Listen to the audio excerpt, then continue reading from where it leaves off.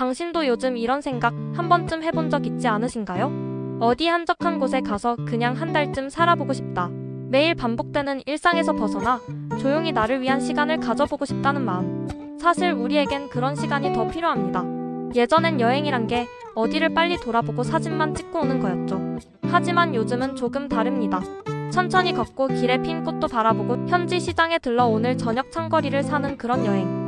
한 달 살기라는 이름으로 나를 쉬게 해주는 여행이 생겼습니다. 한 달 동안 다른 곳에서 살아보는 건 그냥 여행과는 완전히 다른 경험이에요.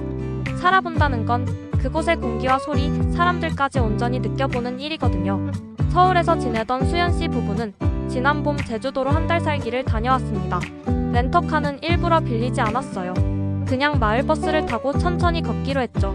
바닷가 근처의 작은 원룸에서 시작된 그들의 일상은 참 단순했습니다. 아침엔 동네 빵집에서 따뜻한 크로와상 하나, 점심엔 집 근처 해녀식당에서 전복죽 한 그릇, 그리고 오후엔 작은 책방에서 시간을 보내곤 했죠. 처음엔 낯설고 조금 어색했지만 며칠 지나니 그 일상이 참 편안해졌다고 해요. 마치 오래전 잊고 있던 나 자신을 다시 만나는 기분이 들었다고 하더라고요. 한 달 살기를 다녀온 뒤 수연 씨는 이런 이야기를 했어요. 무언가를 하지 않아도 괜찮다는 걸 처음으로 느꼈어요. 아무 일도 안 해도 그냥 그 자리에 있는 것만으로도 충분하더라고요. 사실 우리 삶엔 그런 여백이 필요합니다. 지금까지 늘 누군가를 위해 살아왔다면 이젠 잠시라도 나를 위한 시간을 가져도 되지 않을까요? 그런데 한 달 살기라고 해서 거창하거나 복잡한 건 아닙니다. 꼭 해외로 갈 필요도 없고 많은 돈이 드는 것도 아니에요. 전주, 통영, 남해, 강릉 우리나라에도 조용하고 따뜻한 도시들이 참 많아요. 바다를 좋아한다면 여수나 속초도 좋고요. 자연 속에서 힐링하고 싶다면 제주도나 지리산 근처 마을도 추천할 만해요. 중요한 건 내가 편하게 지낼 수 있는 곳이 어디냐는 거예요. 사람이 북적이지 않고 병원이나 약국, 마트가 가까이에 있는지, 그리고 무엇보다 마음이 가는 곳인지.